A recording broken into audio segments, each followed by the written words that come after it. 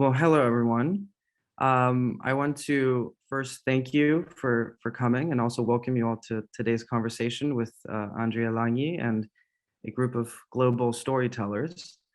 My name is Adriano Sefimiadis. I'm acting project manager and associate curator at Arts, Letters, and Numbers. And I'm very pleased to introduce today's program, Bach, a fusion of flood myths and cosmic re-beginnings, which is the second out of 5 acts towards a renewed praxis of architecture in the wake of a troubled world. These 5 multimedia episodic works bear the title Theaters of Arc Imagination. They are structured and led by Lisa Landrum. They respond to the question of how will we live together and of sonship, the arc that makes the flood possible. And they do so by performing or conducting a type of backflip, a backflip in time, by beginning again amid social strife to recover the archy of architecture, collaboratively rehearsing foundational arts, metaphors, stories, and practices of world making. And I'd like to take this opportunity to also thank Lisa for her wisdom, vision, her kindness, for all that she's bringing with care and high-heartedness to this project, which in a sense is a maybe not so distant cousin of today's subject matter and discussion. Andrea Langie is an Indonesian designer and storyteller whose work is grounded in the belief that stories of people, of space, and place are the key to reaching an inclusive environment. She explores architectural experience through various art forms to create placemaking, place knowing, and community engagement, and has contributed to our Sonship exhibition with a spectacular immersive digital animation that dramatizes multicultural flood myths, a narrative that fuses a flood story of First Nations people with 8 tales of deluge from other cultures that are prominently represented in Winnipeg by settlers and immigrants. I'll leave the rest to Andrea and Lisa and pass the mic on to them. And just to mention that at the end of the discussion, we will be taking questions from the audience. And you can do that either by pasting your questions in the chat or by simply unmuting yourselves and speaking up. Wonderful. Thank you very much, Adrianos, and also to David Gersten and the entire team of Arts, Letters, and Numbers for the generous invitation, hospitality, kindness for sure, and just very warm friendship. None of this would be, it would never have launched in quite the way that it is without the generous invitation. So I will share a brief introduction before Andrea and the team takes the helm, and we will also immerse ourselves together in the experience of Ba, this remarkable 6.5-minute 3D immersive fusion of flood myths. So I am grateful to participate in this arc of discovery, this sonship of friendship, as it's been called, and to work with a remarkable team in addressing the 2021 Biennale question of how will we live together. And one way we will live and work together is through finding new forms of collaboration. And the Sonship team, from the mega city of Guangzhou to the mill town of Averill Park in upstate New York, this team has modeled this new form of collaboration through collective will and global teamwork. So David, Sheila, Homa, Adriano, Stuin, and others, thank you very much for all of your work. And today we're joined by a further global team with artists based in Indonesia and storytellers originally from the Philippines, China, India, Iraq, Israel, Nigeria, and Iceland. Yet many of us, including myself and Andrea, are speaking to you today from Winnipeg.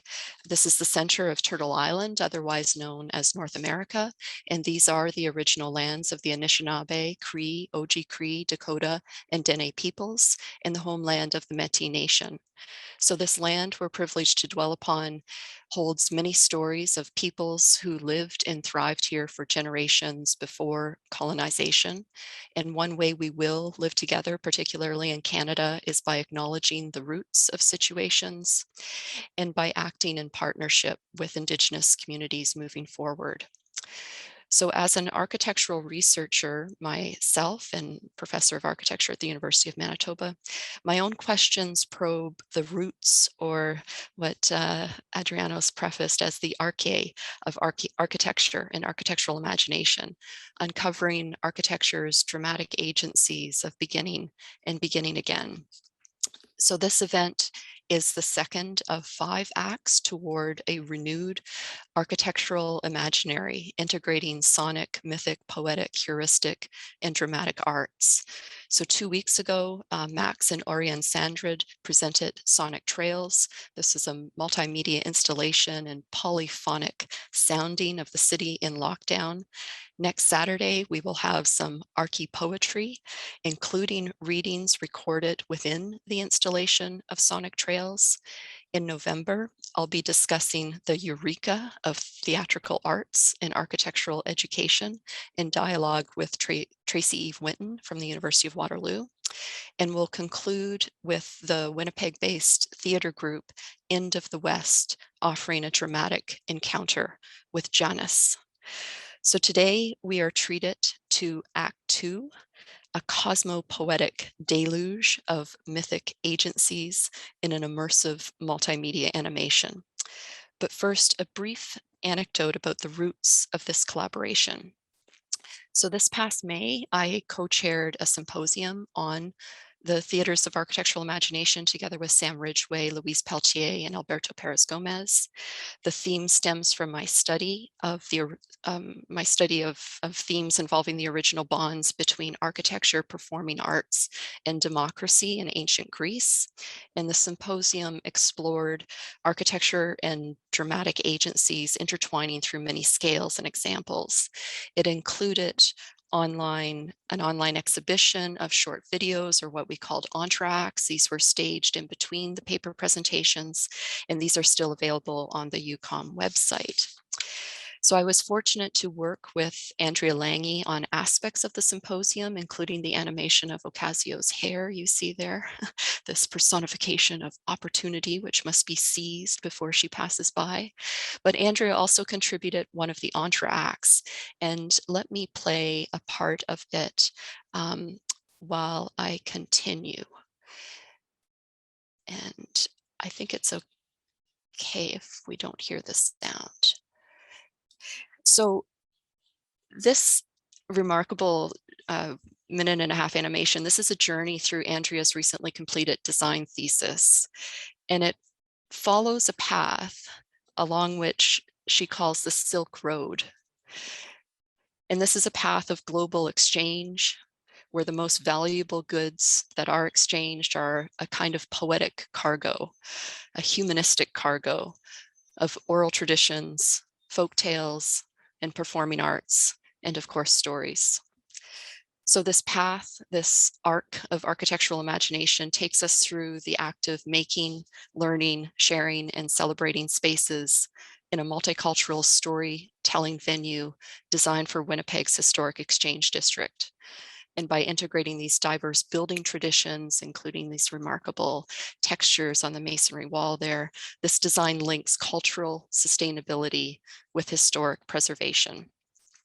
So I feel very privileged to have worked with Andrea on this thesis, which she entitled Tales of the People, Folklore and Heritage Preservation in a Multicultural City. And I know her work on Ba emerged from this design project, as well as many other past experiences.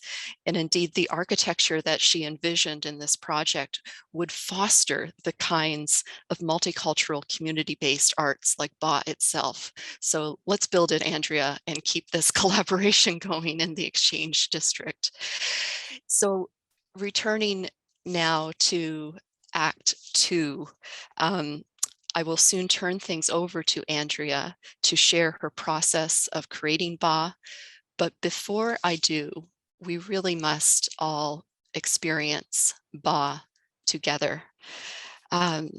So I will invite Mika from Seeds Motion to share the animation with sound. It's 6.5 minutes and we will go full screen. I think I and others will be unpinned, and I invite you to go to a standard view, full view, to experience the 3D fusion of flood mists. And then we will have a couple presentations after and further discussions with the animators and storytellers.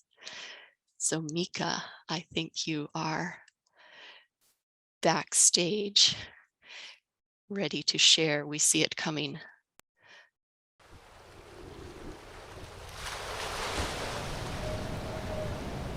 Obatala was the god of sky. The Babylonian flood story is found in the Epic of And the Gilgamesh. creator of Prophet mankind relates to Noah's Ark, and So all different animals tried to swim into the deep jar into of the water, water. but then the fish started growing and the jar was not big enough for it.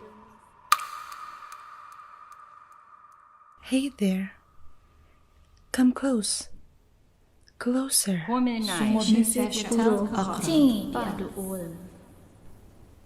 Listen.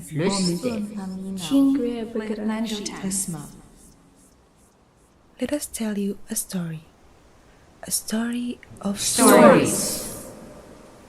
Stories of beginning, changing, and beginning again, and again. And again.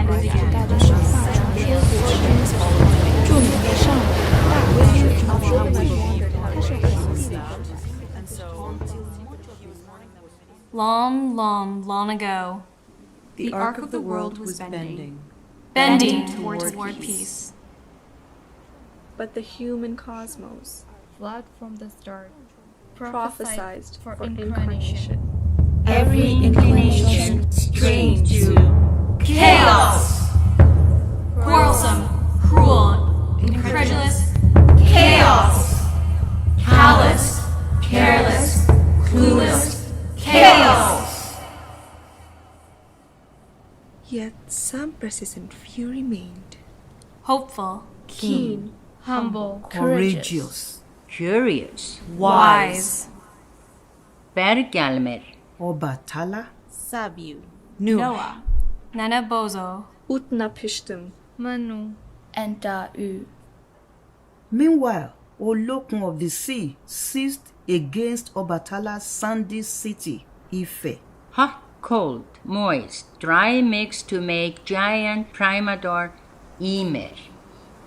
And fabulous agents inspired change. Elohim, Kichi Manito, Enkidu, Vishnu, Hebo, Avatars of skies, Oceans, Forest, Earths, worlds and words. Quasi-mortals prepared. by chance, courage, cunning, collaboration, and craft. built vessel to save Matsya. and squash marsh monsters. to massacre giant Ymer. defeat Olokun, and anticipate floods. To convey stories, To preserve seeds and deeds of all living beings. to keep love of life with a good measure of strife. Helped by Carpenters, weavers, young and old, Piers, trees, a truthful fish, a a devoted, devoted snake. a snake, chameleon's eyes, a golden chain, a dragon's tail, and a generous turtle. A fearless muskrat, a log, a lover, a lone loon, mink, and moon. A little mud can rebuild the world. setting to work. Diving, drilling, dredging, grinding, hammering, binding, climbing. abiding detailed plans and lucky luck. Vision by sunset, sky ablaze. With ends and beginnings beginnings of days. Then all that's bright turns to darkness. Embark! Sky windows blow Heaven's open. gates pouring Raises down. walls Winds of whipping water. up, torrents Giant bellow. crab crawls into swelling Deep sea. fountain bursting forth. Rising, rising, rising, rising. Every rising daylight. Roaring, rising, rising, swallowing the highest mountain. Drowned. Then gales relent. Tempest still. Dove arrives. Oceans calm. beating suns turn soft shores. Battered brains of Ymir morph to cloud. Riverbeds rage. Boats beach. And so, Turtle grows to Mother Earth. Mortals and immortals renew vows. Lovers reunite. Lands rings vanish. Ymir's body turns building grounds. Lapping waters ebb and flow. All life weeps, dances, and sings the blues in harmony. Enacting stories of precarious ships of state navigating a warming global vessel, while rainbow's long arc begins bending again Toward peace and justice. And the human cosmos ever fought. Begin again to rebuild strife-filled stories. Of eco-ethical harmonies. an epic, moving truth.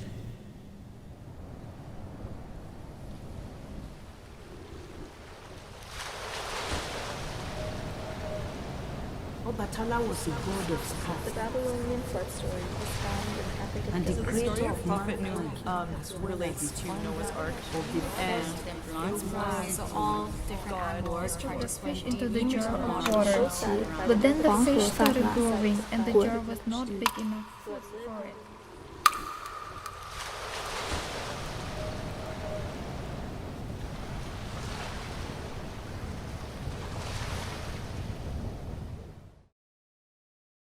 Bravo. It's really incredible. And it's so wonderful to be immersed in that acoustically, visually, emotionally, mythically. It's really great. Congratulations to the entire team on bringing this together. It's really kind of overwhelming, and it's wonderful to have it so close in our ears. And I bet for some of you, it's almost a surprise to see how it has fused, because so many of you are contributing pieces. And so it's really wonderful to see.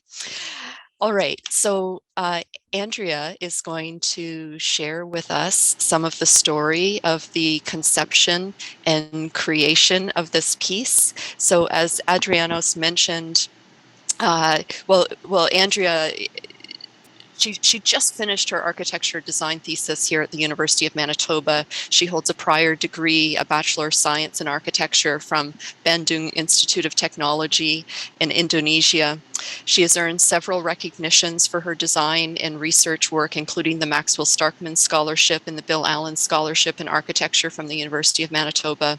She has previously worked on illustration and video projects, including Project Uncover, promoting heritage preservation in Bandung. She earned the Icebreaker Prize for How to Survive the Winter, a short film submitted to the International Archi Shorts competition. And she's done other animations, including an animation for the Canadian Architecture, what did I call it again? Canadian Architecture Forums on Education, or CAFE project, which I was fortunate to work with Andrea on. So thank you for that. And I'll put a couple links to Andrea's work in the chat while she presents. So Andrea, over to you. Thank you so much, Lisa, for the kind introduction.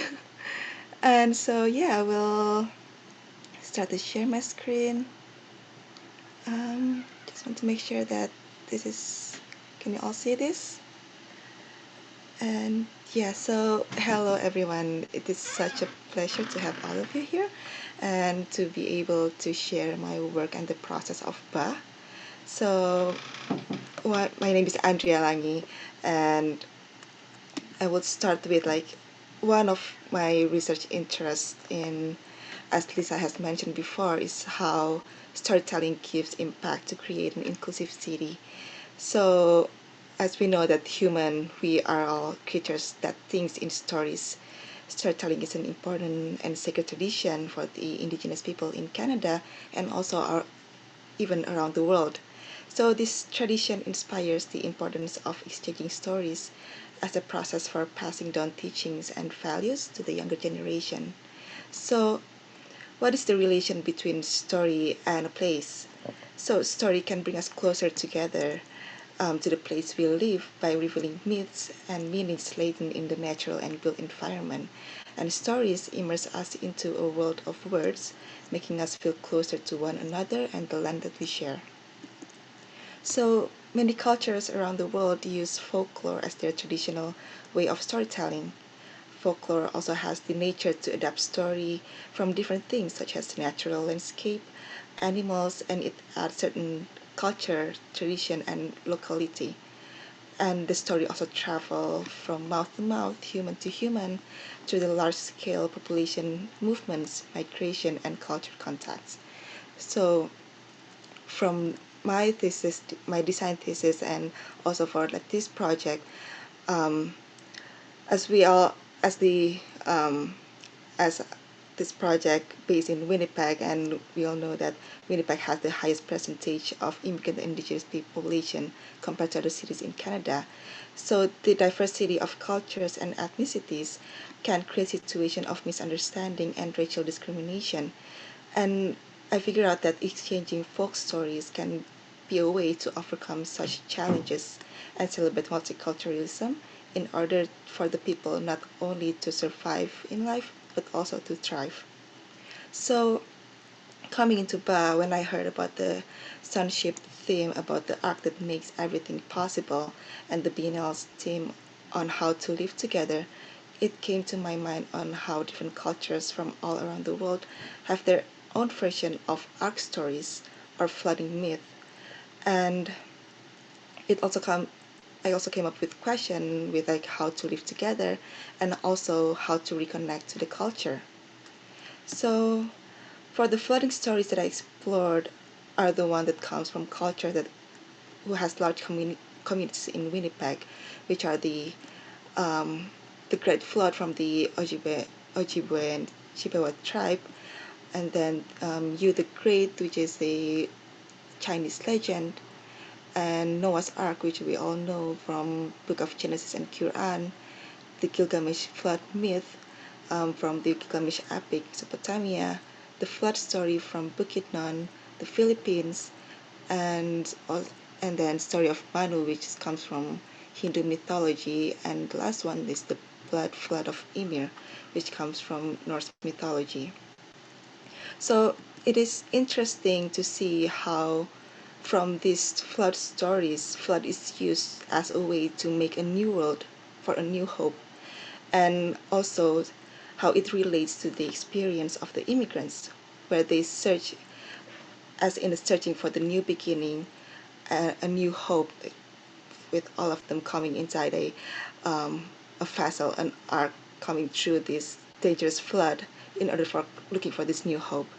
And it's also interesting to see how different cultures face the destructing flood by rising, falling, building and rebuilding, surviving and thriving. So I had the idea on what will happen if we combine all of these 8 stories together in order to make one flood story that represents many cultures around the world. Because it turns out that they all have a similar structure. Some of them are actually weirdly too similar, like the Noah's Ark and the flooding story from Gilgamesh epic. So my first approach is to outline the plotline structure and even characters. It's interesting to see how all these stories have the characters of the destroyer or the creator, like Kichimanito from the Ojibwe myth, Elohim or Allah, or God in the Gilgamesh epic, Vishnu the crab, Olokun, Ymir, and Jiangliu, and also all of them have the hero, which is the noble person, the one that is chosen by this creator, which is Nandabozo, Noah, Utnapishtim, Manu, Sabiu, Obatala, Bergomir, and Dayu. And also, all of them have the careless and the callous that makes the creator want to destroy the world. And all of them also have the collaborators that work together with the heroes to build this ship. And all these all these outline and then were reconstructed and converted into one story, one poem that Lisa also have a lot of helped me a lot in creating this script that represent these 8 stories together. So once we have this script, the next question was, how are we going to perform this story? So when I heard about that the exhibition will be done online, I saw this opportunity, as I'm also interested in exploring interactive digital media kind of presentation. So I'm thinking back on the nature of storytelling, how people usually circle around to exchange the story, and how there is usually one storyteller in the middle of the circle or on the stage and have the listener around the storyteller. And I was thinking, what if we switch this position and make the listener to be on the stage?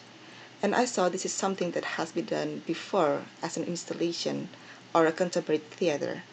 And since this exhibition, this sonship will be done online, I saw this opportunity to convert this idea and present this performance as a virtual reality or a 360 video. So one of the illusions that I usually use to describe this project is how we make an orchestra of the flood myth, and how each of the story becomes an instrument that sings together in order to create one beautiful piece of song. And each of these stories are sang by 9 female Winnipeg storytellers with different ethnic and religious backgrounds that each proudly represent the role of the male heroes of the tale. And to elaborate that with the format of the performer, we put each of the story or the storyteller in a circle form, that this form will create the arc that lead us as the listener to become a passenger of their journey of surviving the flood. So in order to properly represent the culture visually through animation, we create visual assets and characters by adapting to the culture's visual identity based on paintings, relics, and statue, and many things. And then we we also make sure to work with the readers to make sure that the adaptation that we did was done appropriately. And so we translate these characters into wayang puppet to make sure that the profile is defined and side-facing, just as how wayang is a shadow puppet, traditional puppet from Indonesia. So we look at their movement, their form, and we make sure that each of the characters that we make are representing the characters of wayang. So and the other part of this project that we think is important is how the wave can represent the plot line visually from the movement and from the voice and audially, which is based on the intensity of the reader's voice. So we have this idea to match the wave's energy to the dynamic of the story. So when the story starts, like, we can hear how the wave will move slowly like a ripple, and then we can also hear the voice of the storytellers echoing, just like like they're also like rippling and approaching us as the listener. And then as the story goes and how the flood comes, like in the climax, like we can hear like how the voice of all these storytellers comes together, making this intense, chaotic environment, so that we as the listener, we can feel like we're inside this flood, we're inside like this vessel, this ark, experiencing the flood together. So based on this idea and information that we have, we then create this piece, this animation piece that tells the flooding story, which will later be explained in much detail with Sid's motion, the the creator of this, the animator, the illustrator for Ba. And yeah, so I think that's all for me, and I will pass on this to Lisa and Sid's Motion to share more about the technical aspect of the project. It's wonderful. Thank you so much, Andrea. It's really incredible to see the presentation and all of the details that go into artistically crafting this fusion and the really important configurational decisions that you made. And I think while I ask Andrea a quick question here, we're going to spotlight the entire Seeds Motion team so that they can wave hello. But Andrea, a couple of the decisions you made was this inversion of putting the listener on stage instead of the storyteller themselves. And the agency in this case of the listener is in part of navigating, in a way, kind of steering the ship, steering the sunship through this immersive experience of being surrounded by the storytellers. Project is to share the voice of people, the immigrants and the multicultural community in Winnipeg especially, but also to raise the voice of the minority also, like the one that needs to be raised. And I think it becomes a beautiful message to tell when we give the platform to all women storytellers to tell like this story that traditionally have um, all male characters as the heroes. Yeah, beautiful, in the spirit of mixing and inclusivity. Wonderful. Thank you, Andrea. So we will turn things over to Aziz and Seeds Motion, but maybe all Seeds Motion folks, thank you very much for your collaboration and input. I know there's many of you and you all played various roles. Bin Tung with the sound, composition and design, Ephraim with artistic direction, Genta with animation direction, Reza illustration, Restu layout artist, Banu and Reza production supervisors.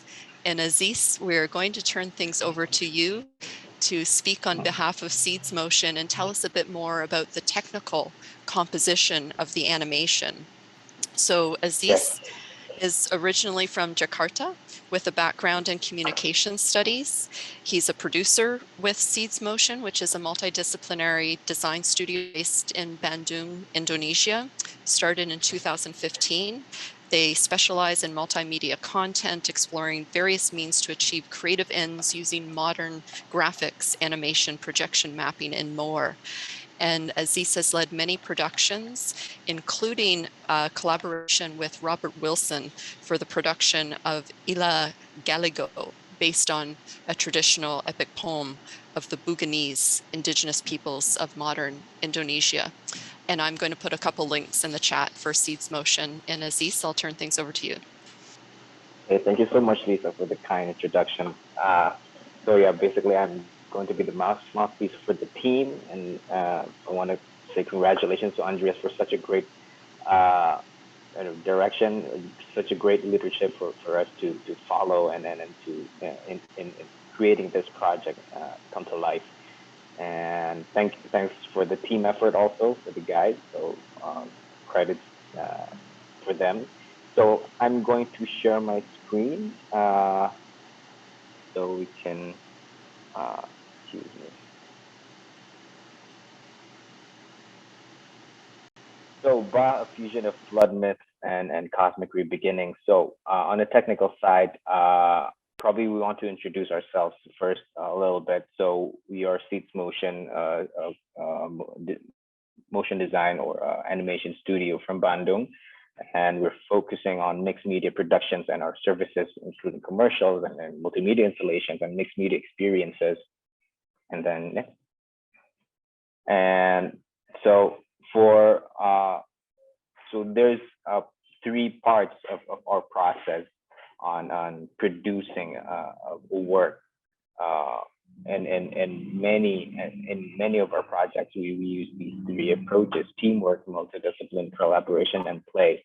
So in teamwork, yes, we have to be able to work together really well, and then you want to have as many disciplines to be involved, as possible, to a certain degree that it becomes useful for the project, of course, because different point of views and from different disciplines are always useful for us to tackle, production challenges or specific challenges that's going to happen in every production. And play, it means that we really have to enjoy it doing the production itself, and it's been a big it's been a major factor in producing this Bah 360 animation video. The play part is something that's really something that we really hold dear, and then we try to tap into really deeply, because this is Andrea has given us an opportunity to actually play around and explore the techniques that we might have been limited to before, because of the pandemic. So these are the three main principles that we try to walk upon in every project. And next. And then these are some of the projects that we did, like Andrea mentioned projection mapping. So we did one of the first projection mapping ever done on one of the biggest in the biggest statues in Indonesia. So we were lucky enough to be able to work with the sculptor, and then the other works.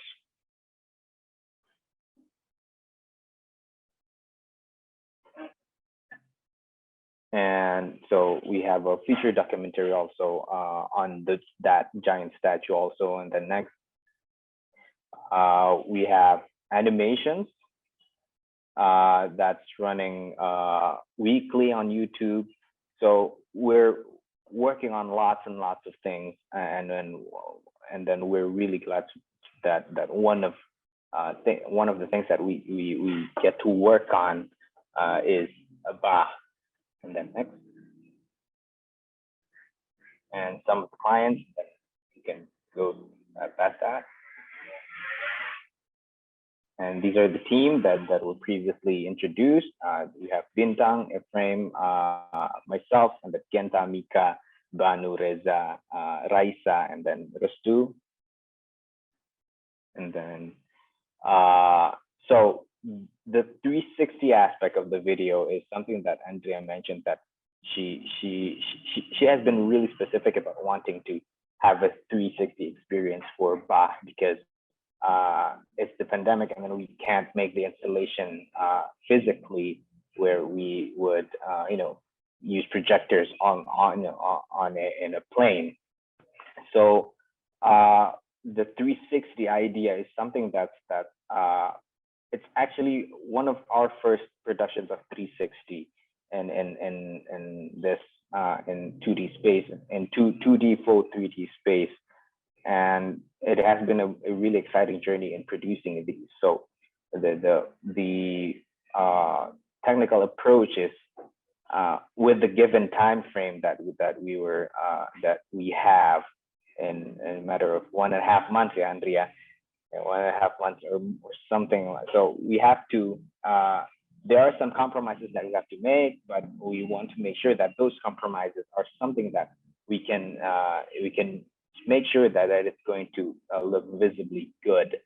So the compromises are we're going to do this in a 2D as a 2D animation, but we're still going to put it in the end on a 3D plane, where it becomes the 360 360 animation part of it. And then the next one is one of the most exciting things is to try and learn how, the concept of shadow puppets that Andrea has specifically mentioned, because shadow puppets are a physical thing. It's something that's being showcased live with shadow puppet masters. And we want to replicate that in how the shadow puppet reacts to the light, and how it moves out of focus or blurs when it moves, apart, away from the light or away from the screen. So that's something that we're looking to recreate. And then above all that, we have been very fortunate to be able to work as part of the documentation team for Robert Wilson's Ilagaligo performances in Indonesia. And then we saw a particular technique that he did about using colors as to set the mood and tone, and having music respond to the colors as well.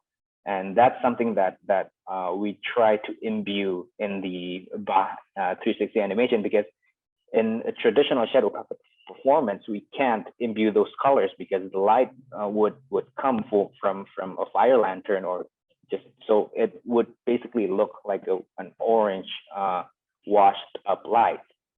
And you can't play with colors in traditional shadow puppet, but thanks to the medium that's really that's really modern, that gives us the freedom to play with colors and then convey emotions in ways that the traditional shadow puppet cannot.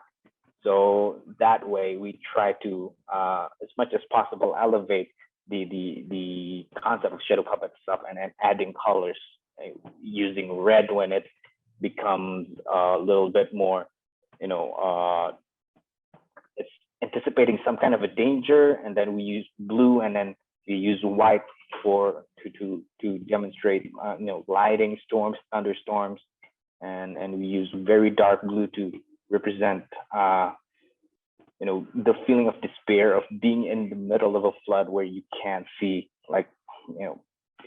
you can't see far, and then you're being on top of the waves, huge waves that you're not sure of yourself whether if you're going to survive or not. So that's what we're trying to emulate with the colors, playing of colors that we took from Robert Wilson's treatment on his performances. And then next. And the last thing is what we want to point out is, apart from the concept that Andrea has beautifully weaved into this amazing work, is the idea of multicultural representation, and about connecting bridges of different cultures from all around the world in form of storytelling. And it's something that it's really beautiful, and we really subscribe to that also as content creators from this part of the world, and to be a part. And then we feel like the pride that we bring, that we feel in being included in this project led by Andrea, is being representing this part of the world in the production aspect of it. So Andrea has really done a great job of including everyone from the storytelling aspect and the production aspect. So we have everyone from all over the world working on this Bach project, and it's something that we want to lift up higher, the multicultural representation. And thank you, Andrea, for giving us the opportunity to represent Indonesian production. So in the end, it's just means to connect with one another, and we as a team, we're really thankful to have the opportunity to connect this way with you guys, all of the audience, Lisa, and everyone. So thank you so much. Wow, thank you, Aziz. It's really stunning. It's actually, I mean, the immersive experience of the 3D is wonderful, but it's very nice to see the band and to understand how that's constructed as a scene. Wouldn't it be amazing to have this projected in a space? And I know, Andrea, we talked about this as having a kind of cyclorama of the projections. Maybe that will be another iteration on the Sunship journey. And it's also just wonderful. Really great. Yeah, wouldn't it? And the layering, the introduction of the traditional puppetry technique into this new media. I know it's something that we've all struggled with in our various artistic modes of production over the last year and a half, where we had to pivot to online, but there's been these surprising opportunities in that translation, in the integration of media. Okay, thank you, Aziz. And maybe we can stop sharing screen here. And on the theme of multiculturalism, which you just introduced, Aziz, I think now we are going to pin each of the storytellers who are with us on the call, and we are going to hear from the voices of these incredible these incredible characters in the myth. But I think what we're about to discover is that these human beings in our midst in Winnipeg are just as incredible and have wonderful personal stories to tell, which connect them to the themes of this strife-spiced struggle depicted in the myths. So I think Mackenzie needs to be pinned, I see.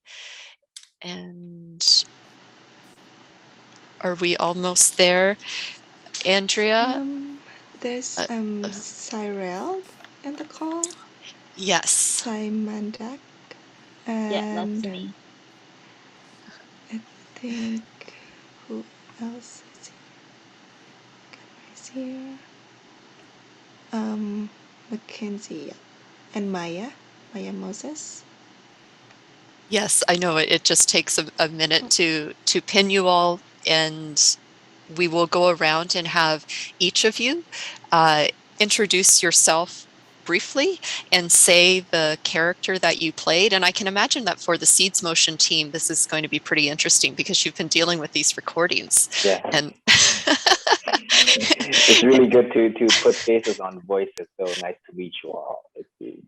Your recordings are really great. They are. Okay, so I think we are. Lisa, sorry, before we move forward, sure. maybe Andrea can help me figure out who I have pinned, because there's a lot of faces on my screen right now. Yes, I think we are all set. Sai Mandak. Oh yes, I'm sorry. There we go. No worries. Yes. So Sujat, Charlotte, and Sarah could not be here for today. Okay, very good. So we will go around, and Mackenzie, tell us about yourself and the character you played. Hi, I'm Mackenzie. I'm a Indigenous architectural intern, I guess, in Winnipeg, and I played Nana Bozo. Wonderful, thanks, Mackenzie. And we're going to go back for another round. We'll just have a quick round of introductions first. And Suzanne. Hi, everyone. Good morning to some and good evening to others.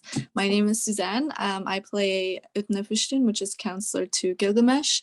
And yeah, I'm excited to see everybody. Thank you, Suzanne. And Maya. Hi, everyone. I'm Maya. I played the voice of Noah. Beautiful. Thank you, Maya. And Sai. Hi, everyone. I'm Sai. I play the voice of Sabiu from Bukidnon, Philippines. Thank you, Sai. And Sujat. Sujat is not here. Oh, right. Sorry. Okay. Yeah, and she couldn't make it. Okay. Thank you, Bola.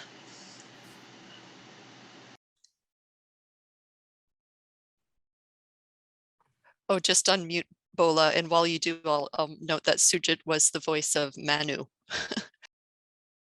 Oh, mate. Okay. Hi. Okay. Hi, my name is Bola Uriyomi. I'm the voice of Obatala. Amazing. Thank you. Gunnar.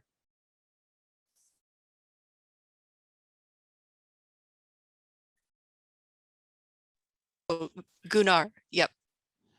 Are you saying Gunwar?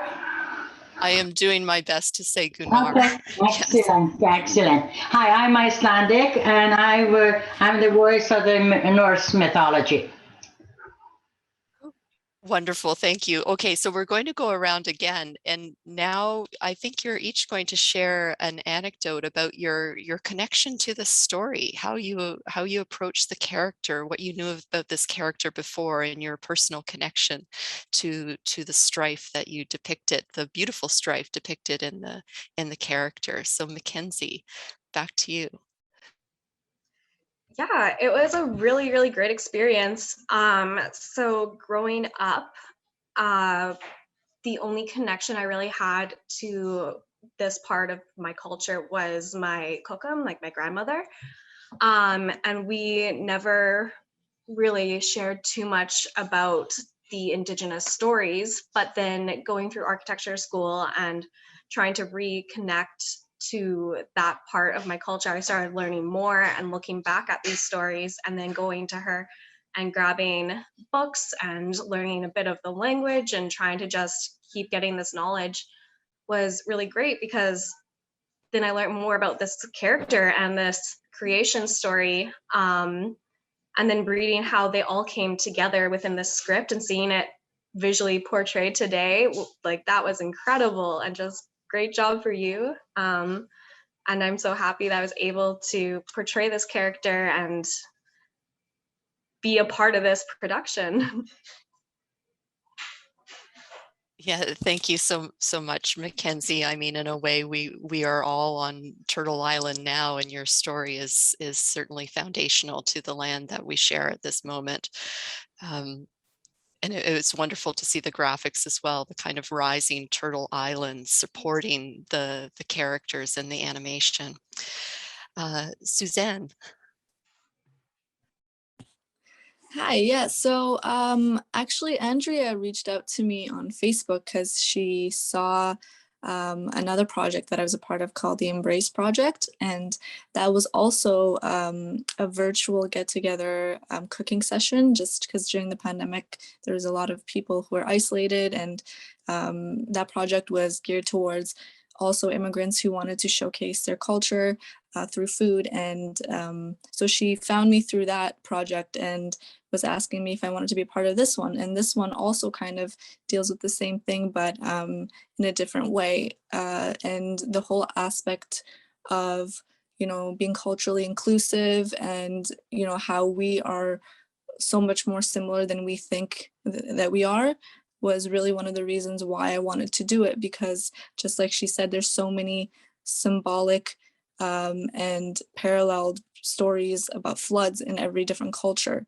And the fact that most of us are here in the same city, and we come from different places around the world that have such similar stories and messages, was really one of the reasons I wanted to be a part of it. And for me, I'm from Iraq, and Gilgamesh, I've never really fully read the Gilgamesh story, but it wasn't until I was a part of this project that I kind of looked into it and looked at the history of it, and just how that whole area of Mesopotamia, I really wanted to get to know more about like the ancient aspects of my culture. So that was a really great start, and I'm so excited that I was a part of this, and I'm so happy that I've met such like wonderful people, into the Seeds Motion crew and everybody else on this project. You guys did an incredible job. And yeah, I hope everybody that watched it enjoyed it. Yeah, absolutely. Thank you, Suzanne. And I just have to say, like, it is incredible, Andrea's initiative to bring you all together. I know every time Andrea had ideas, I thought, oh my goodness, is she going to be able to pull that off?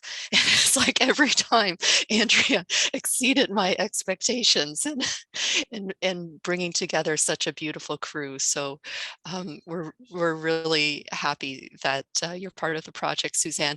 And also, like, to play Utnapishtim, how was this? Obviously it was a really big role to play, because he's counselor to somebody who is really great. So I think that also draws parallels to kind of how I am in my personality, where I'm kind of the one that everybody comes to, you know, to get advice or whatever it is that they need if they have a concern. Obviously not to the level of Utnapishtim, but it felt very comfortable in that role, but it also felt like a challenge to kind of portray that level of like wisdom and I guess, yeah, just that level of wisdom to somebody that great. So it was a big role to play, but I also love the fact that Andrea made sure that she created like female characters out of these, because I feel like a lot of times in history, women haven't had that chance to really express or showcase their leadership. And the fact that she put like a female voice to these characters, I obviously had to be a part of it. So I'm really grateful for that opportunity. That's great. And the story of Gilgamesh is so important. Of course, it predates the story of Noah. There's such important large lessons there for everyone, and the acceptance of mortality as a basic human condition. I don't know how many people you have coming to you seeking immortality, and you need to counsel them in ways to help them understand that they are indeed mortal. But this is one of the beautiful lessons of the Gilgamesh story. Okay, thank you, Suzanne. And Maya. Yeah, so I learned about the story of Noah kind of very briefly, like throughout my life at at synagogue or through Jewish summer camps. I never really dug into the meaning of it. I just always thought, it was a Jewish folklore. But being a part of this project and seeing the different elements that it has and how every different culture has some sort of element of the flood was really, really interesting to me, and seeing how Andrea put everything together. It was really.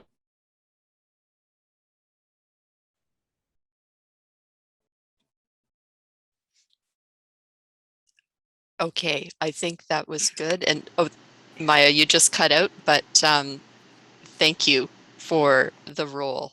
And there you're back. That's kind of raising up a little bit. That's all right. Did you want to add anything else?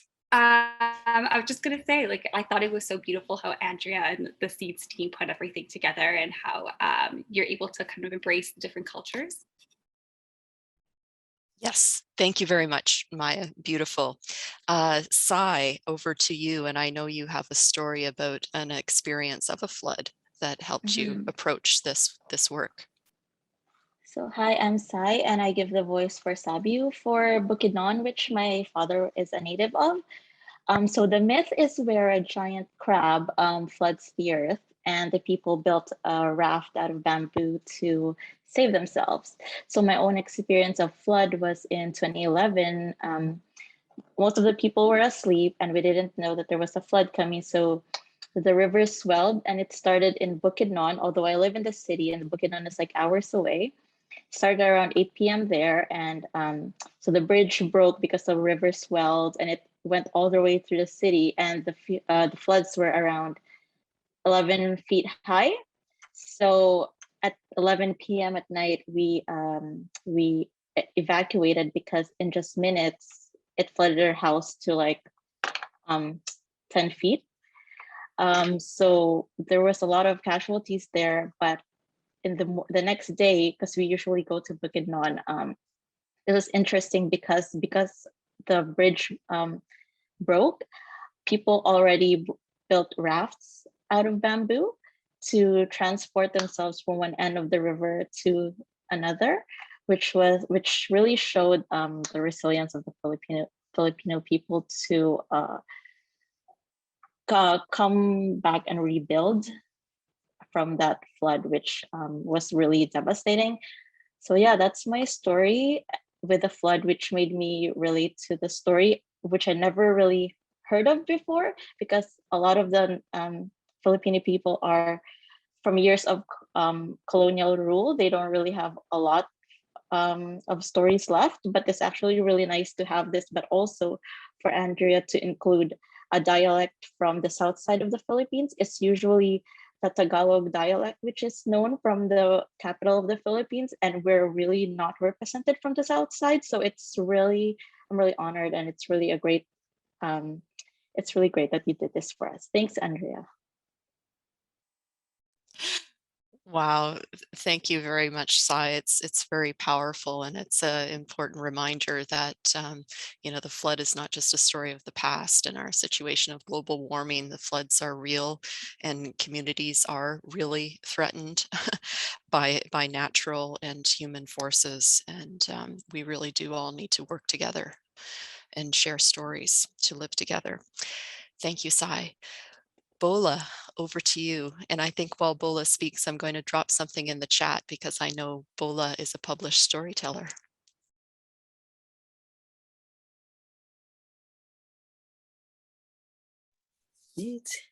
Yes, this is Bola Oriyomi again.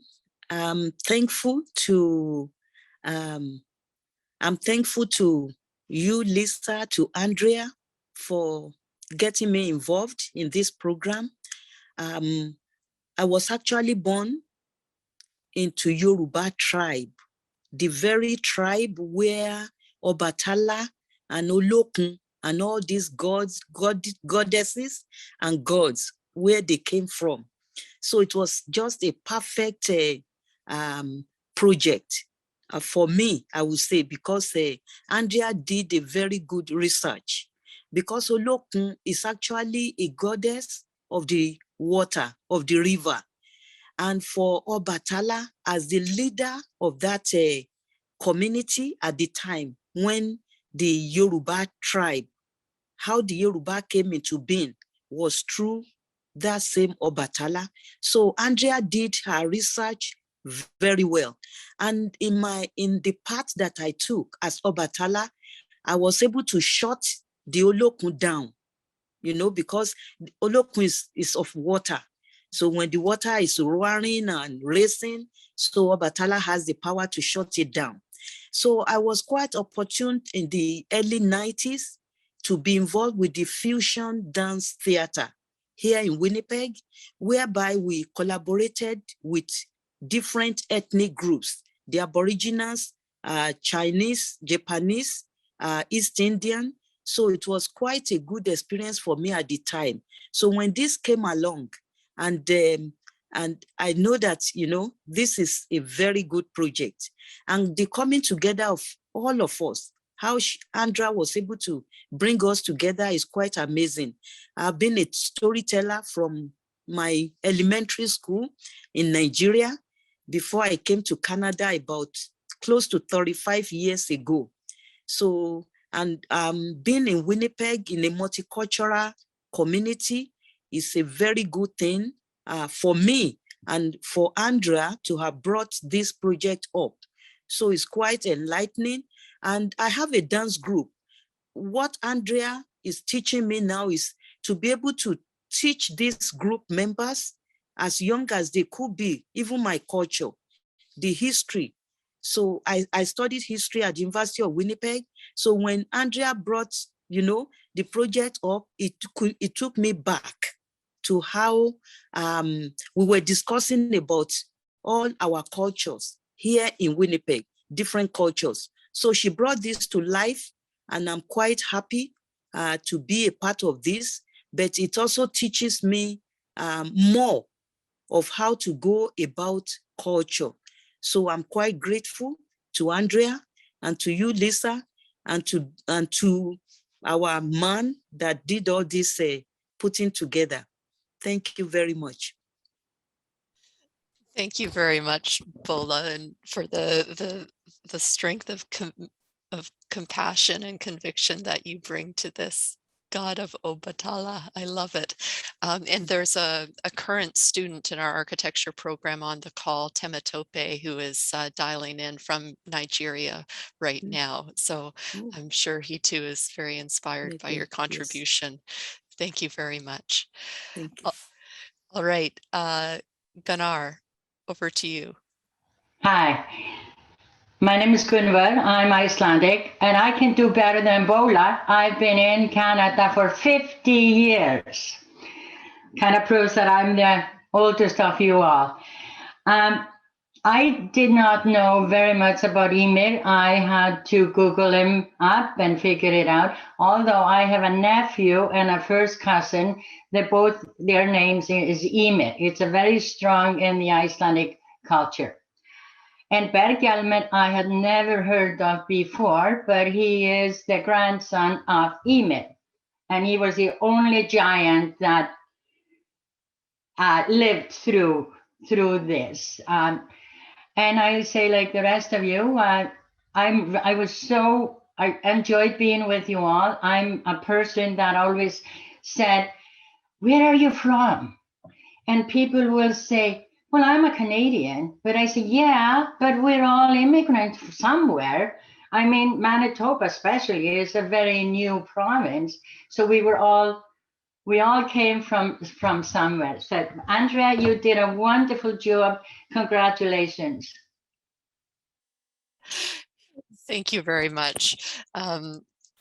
Yeah, it's beautiful, the Ymir, and it's such a wonderfully crazy story where the body of this giant, his body parts in a way, become the common ground for society to build upon. It's kind of in the almost the brutal massacre of that deity that humanity is able to share something common, and the common ground of the stories is something that's coming strongly through here, in the common ground, of course, of the indigenous land that we share and that is hosting us. We're all very grateful for. Andrea, do you have a question or a comment for your crew here? I just want to say it's been such a wonderful experience to like meet all of you and then know all of you as well as in person. I remember the first day we had the table reading together at the Old Market Square in the exchange, and I felt it's such a strong group of people coming together and then representing their own culture and their own story, and it's been such a an honor to work with all of you.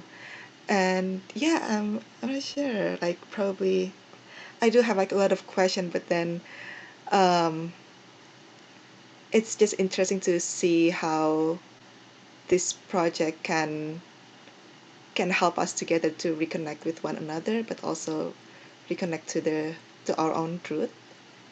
And I think it's something that like an important message for um, that I want to convey from this project. And if anyone have a question for Stitch Motion and for the storytellers, please do ask them or anything. Yes, please. Anyone can put a comment or question in the chat and I can read it aloud, or I can call on you and you can turn your mic on, or just feel free to turn your mic on and pose your question. But Andrea, there was a question a little bit earlier in the chat asking about Ba. What is Ba? Yes, so Bah is an Indonesian word, although it turns out from we heard from Adrian a while ago in the beginning that it's that the Greek also used that as to describe a great flood, but Bah is a word that we used in Indonesia to describe a destructive great flood. We use other word for flood, but then for Bah itself, we usually use it for to retell the Noah's Ark story. Like we use air bah, which is like the water, like a great bah, what like a great flood. So by itself is a great flood, is a destructive flood, and yeah, I think there's no that is like the word that we use to, especially when we retell the Noah's Ark story. And I know early on, Andrea, when we were talking about what your contribution would be for the Sunship, I know right away that you wanted to, again, work with stories and immigrant stories, multicultural stories, bringing them together.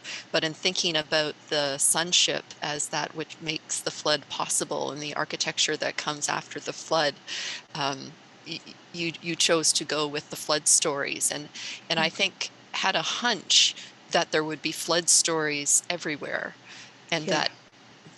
and that hunch proved to be fruitful when you looked, and we were surprised at the variation and important details and differences. Sai, do you have a comment also to share about the word ba?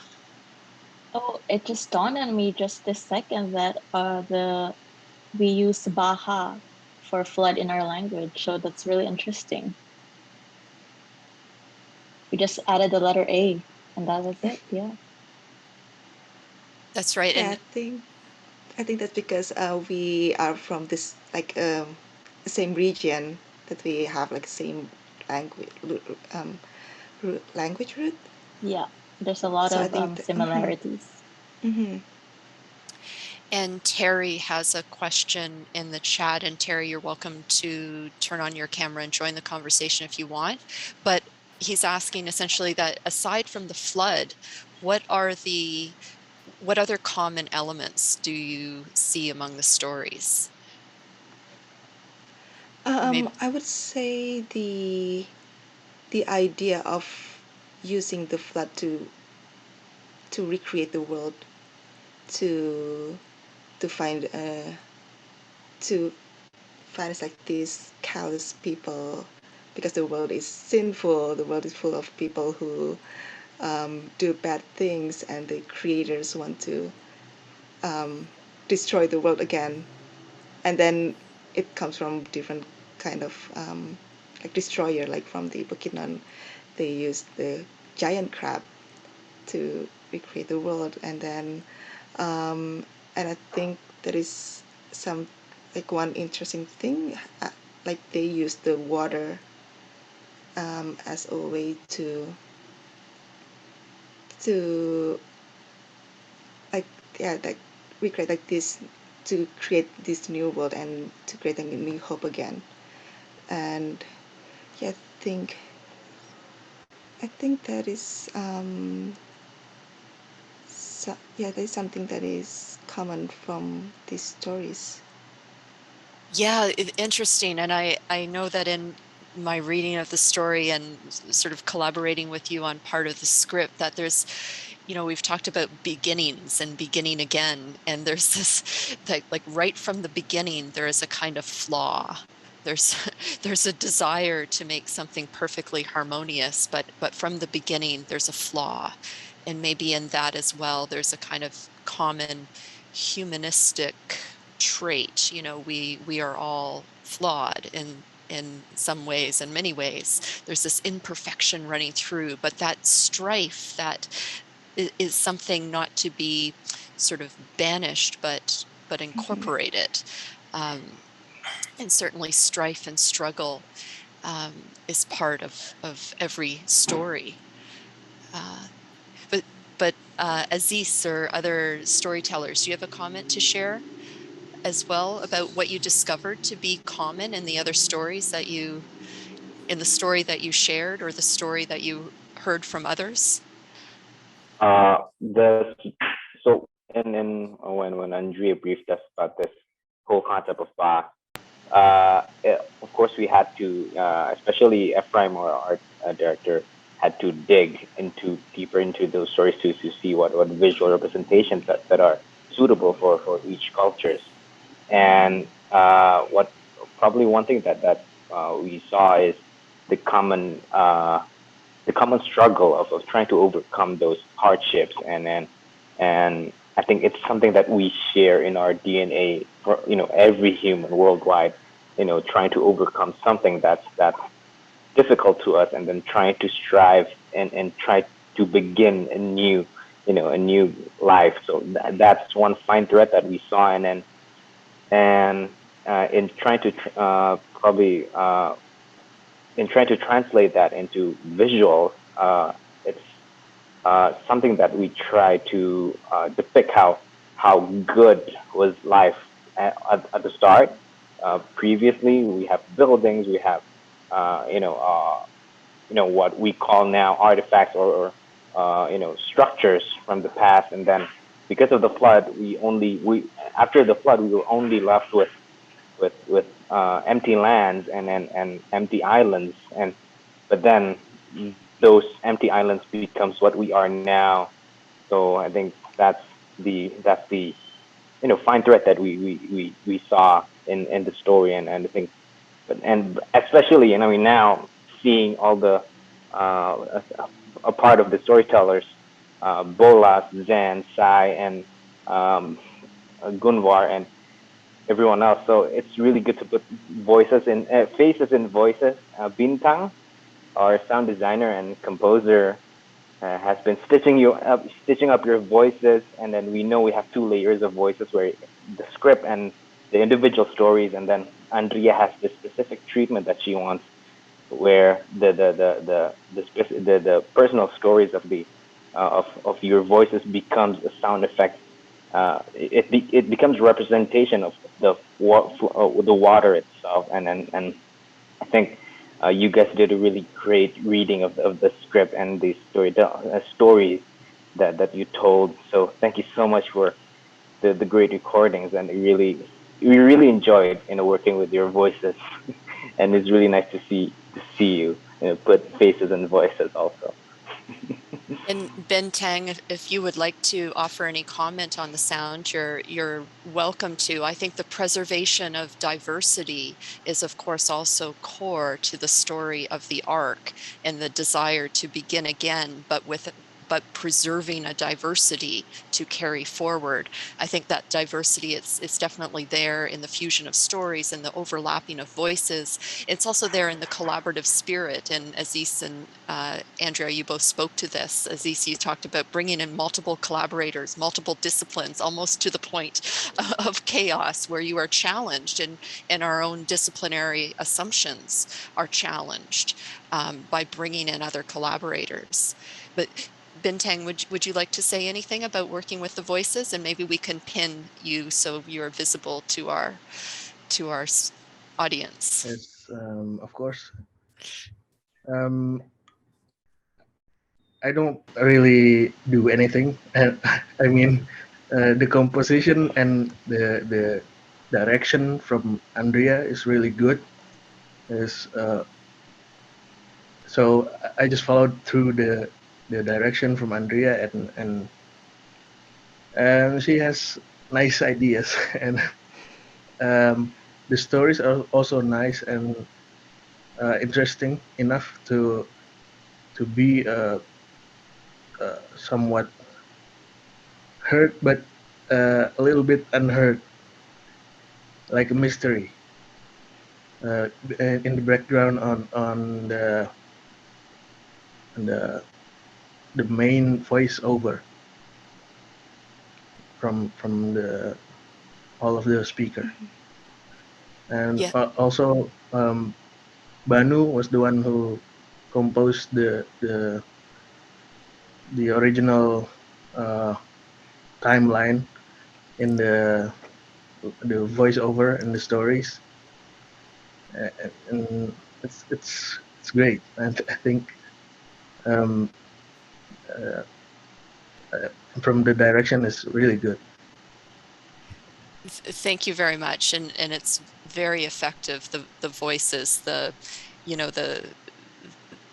resonant, you distinguish, of course, the individual, but it's the resonance of the many, and there's a sense that the struggle is not just an individual struggle, but one shared by many across time. Andrea, there's another question in the chat for you to address again. What inspired you to choose all female voices for the characters? Yeah, I would say just the idea of the need to represent more women in the scene, in the creative scene, is like one of the main reason. But also like my personal connection with my family, with my grandma, who's like the one that always gives me like these late night stories, like stories before going to bed, like the idea of having a woman's voice telling the story like comforts me in some way. And I also want to share that kind of feeling And I think it's a great idea to have like more female representation in, especially for this project. Yeah. Yeah, that's great. And I'm also thinking about the role of the female storyteller. I mean, there is a theory that Homer was a woman. But the female storytellers are there. Bola, did I just see a thumbs up off in the corner? that the role of the female storyteller is important. And I know that in Indigenous cultures, the role of the female is important. Mackenzie, do you want to add anything on that point? Yeah, so culturally, it was always the women telling the stories, and oral tradition, like passing down, is such a main part of the culture, and that's how most people know that these stories were told, because the women bring everyone together and share these histories with everyone. While the men would traditionally go out and hunt and leave. And then, yeah, it's just really great that we did get the women to all come together and share these different origin stories. And it kind of goes back to that all in the end. Yeah, wonderful. The role of nurturing and carrying on traditions and sharing and keeping the household. Are there others who would like to pose a question or offer a comment to the topics already raised? If I can add something, please. Probably when you, for the audience and everyone else, when you watch it later in YouTube, you can recognize the narrator's voice as Andrea's voice herself.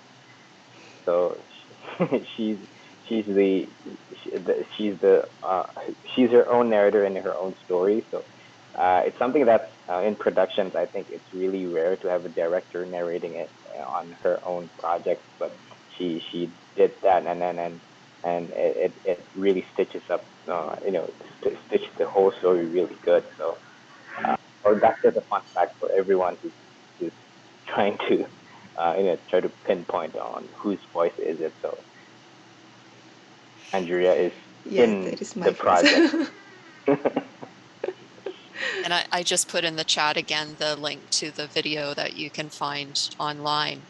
So I think we are coming to the end of our conversation, but if there are any other comments by the storytellers or the guests or questions, Bola, please.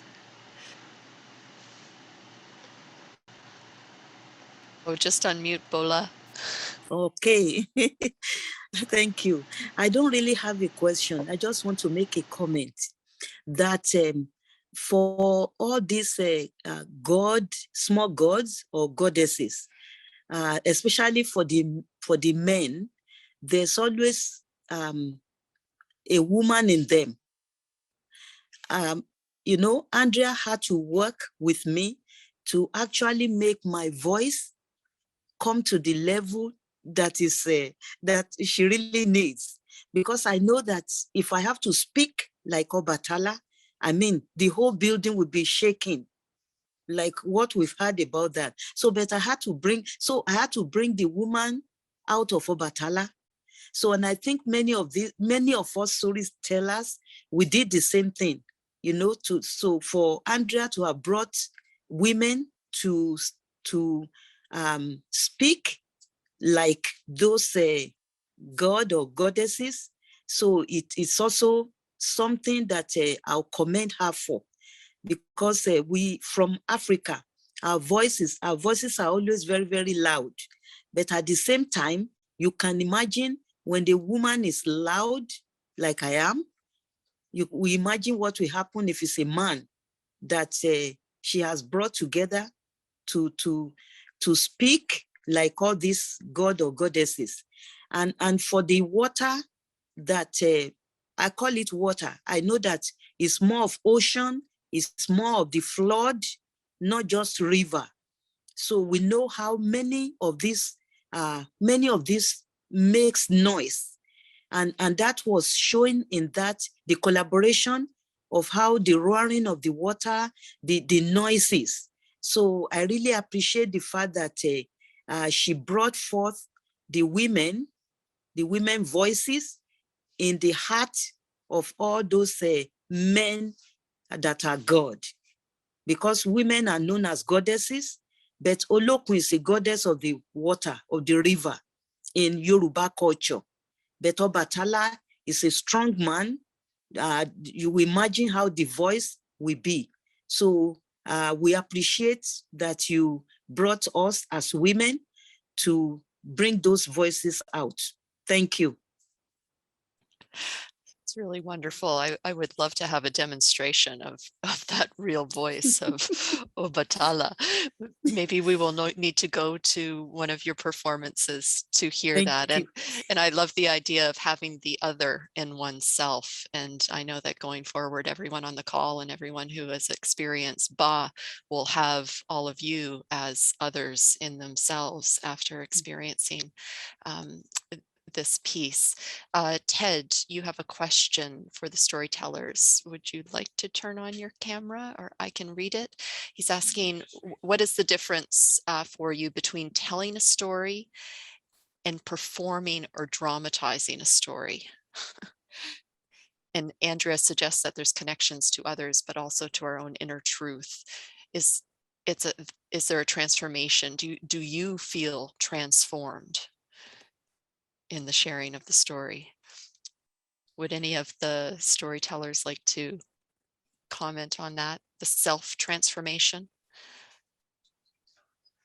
Yes, Suzanne.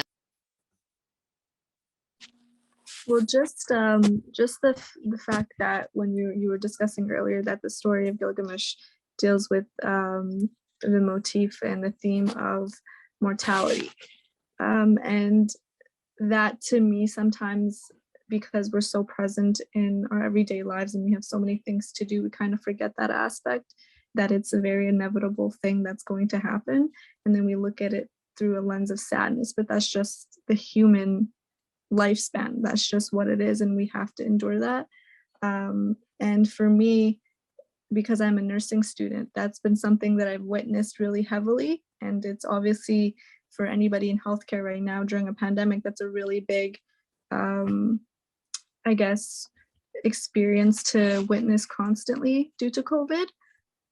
But what this story has done, even with the character of Utnapishtim, is that it's kind of reminded me that it's kind of, that, you know, it's not something to be, I guess it's not something that to be surprised by. It's something to accept and to just live through and kind of do your best as a human being to live life as meaningfully as you possibly can and to be of service to other people. So that has kind of centered me back to that belief. You know, I used to have that, but I think sometimes you forget it. And the story and the character of Utnapishtim has kind of, you know, pushed me back into believing that wholeheartedly and accepting it again. So it's been a very therapeutic, I think, character to play. And yeah, so I think I've gained a lot of insight and wisdom from that character, I guess. It's really beautiful, a kind of healing. And I saw Terry gave a thumbs up there. I'm sorry, was someone else? Andrea? Yeah, maybe I just want to say that for myself, like the transformation that I have through this project is by like interacting with these numbers of storytellers. I hear them, I hear their story, I learn something new from them, and we like also exchange like the story from my own country, and then the experience that we have, and I find that we all share the same kind of experience and feeling as a as a multicultural community in Winnipeg. And yeah, I think it's it's just like a wonderful experience.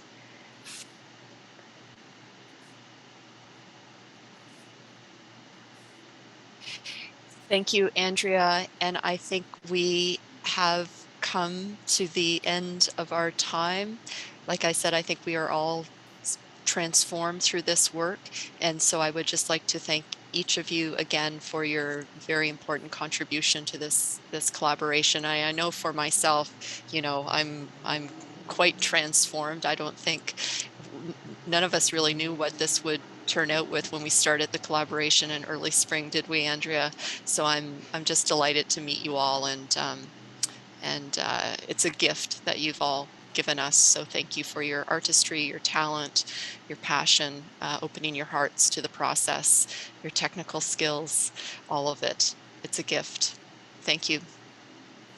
And thank you, Adrianos and the Arts, Letters, and Numbers team for hosting this event as part of the Venice Biennale and the CityX virtual pavilion. So we will say goodbye until we meet again. Thank you, everyone. Thank you, Thank you everyone. so much, Thank you so everyone. much. Thank you. Bye-bye. Take care and stay safe. Thank you. Bye-bye. Thank you.